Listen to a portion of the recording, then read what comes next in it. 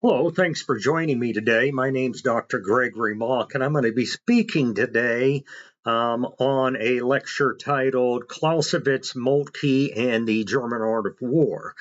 This is a lecture meant for a master's level course in military history or history of the German Empire. One figure towers above all the rest in German military thought, and that is Carl von Clausewitz. He was an early 19th century Prussian general military theorist actively involved in the Napoleonic Wars. His greatest work was Vom Krieg, which translates to On War in English. There's a copy of that. This is one I recommend with translators of Howard and Parrott. Clausewitz's thinking was part of a German-led reaction to the destructive form of Enlightenment thinking of the French Revolution. Now, Enlightenment ideology was that any and all things could be understood by the use of pure reason. And it was the foundation for others of Clausewitz's time who were military theorists, such as his fellow Prussian Heinrich Dietrich von Bülow, and the Swiss Antoine Henri Jomini. They had constructed their theories on this reason, pure reason. Bülow on geometric calculations, and he claimed that mathematics could predict the outcome of battles before they were ever fought. Now, Jomini did not attempt as much mathematical precision as Bülow, but he also still approached war scientifically.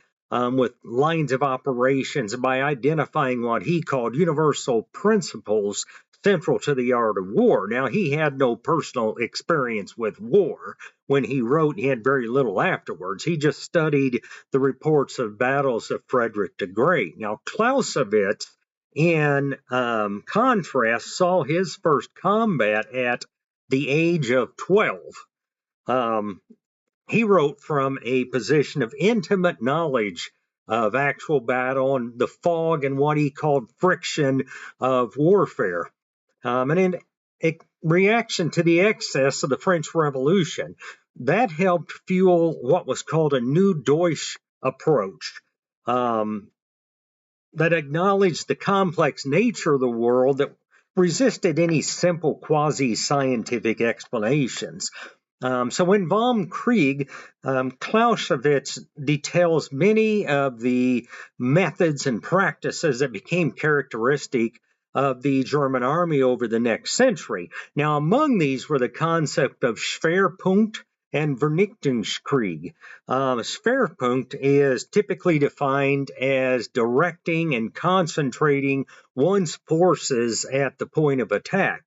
This concept can be used both strategically and tactically. Strategically, you could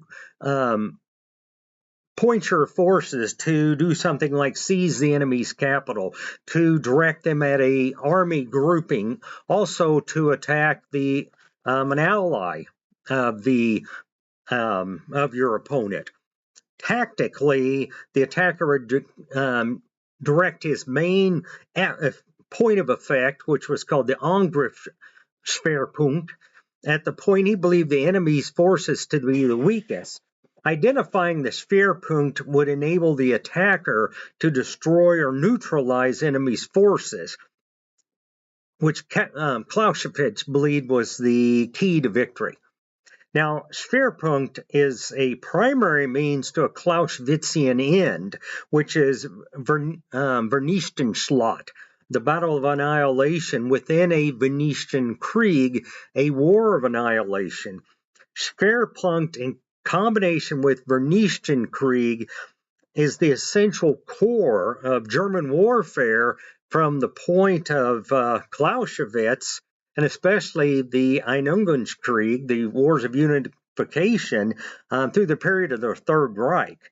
The writing of Clausewitz are acknowledged to be the philosophical focus and foundation of German military policy from that time through the Second World War. correctly understanding the thinking of Clausewitz is important for two reasons. One, you cannot understand the German military during this time period without understanding Clausewitz. Two, many persons have used a misunderstanding and outright misrepresentation of these writings to demean the German military and the German people as a whole. Now, one of these people is Isabel Hall, who's a Cornell professor. She was actually the chair of the German history department at Cornell for quite a while.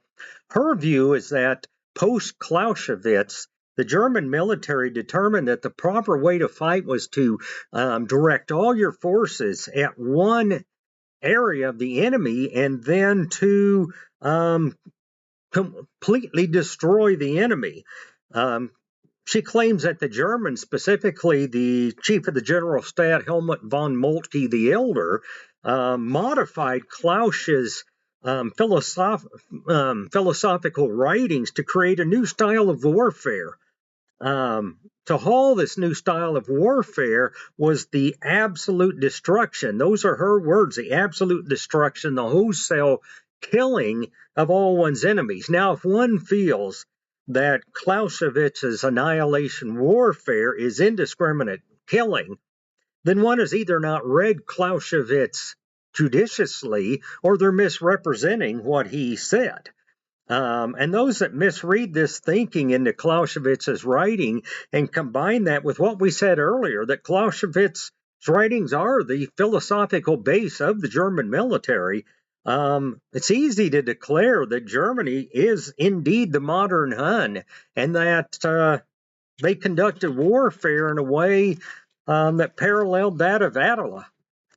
So, actually, Clausewitz's description of warfare does not encourage the indiscriminate killing of one's enemies. He does state that natural war is total war. He also famously states, though, that war is not merely an act of policy, but a true political instrument, a continuation of political intercourse carried on with other means. That's called Clausewitz's maxim. Because of this ambiguity, though, many people have taken from Clausewitz the parts most useful to him. Now, for Moltke, that was the concept of annihilative war. In fact, Clausewitz states in the first chapter of his book that introducing the principles of moderation into the theory of war would lead to logical absurdity. That the impulse to destroy the enemy is central to the very idea of war. Now, to Clausewitz, this idea of total or absolute war, though, is one that cannot occur in reality. It is a fantasy that does not and cannot occur in practice.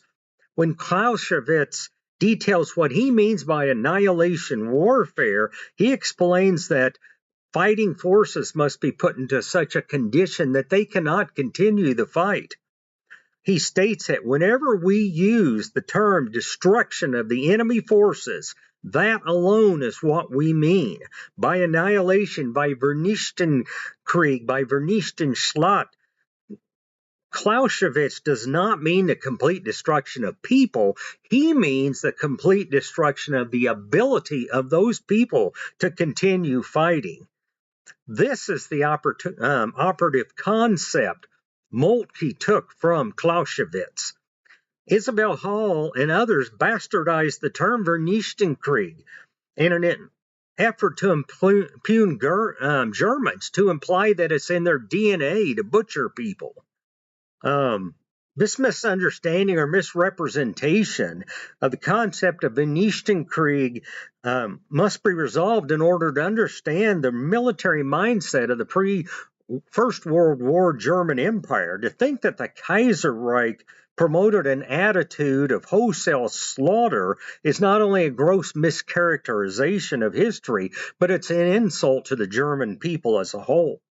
Hall argues that the experience of the German military in the second stage of the Franco-Prussian War, which became a Volkskrieg as a result of the French Republican Reed communists there, levy en masse, prepared the Germans to conduct annihilative warfare in future European wars. The development of the primacy of Vernichtungskrieg was a direct consequence of the actions of the socialist/communist Third French Republic and its government of national defense. The Prussians had defeated the French decisively at the Battle of Sedan, and Napoleon III dutifully surrendered, signed the surrender documents. But back in Paris, the communists overthrew the government and announced a levy en masse. All men between 21 and 40 were to serve in the battle. So they rallied hundreds of thousands, about 900,000 new troops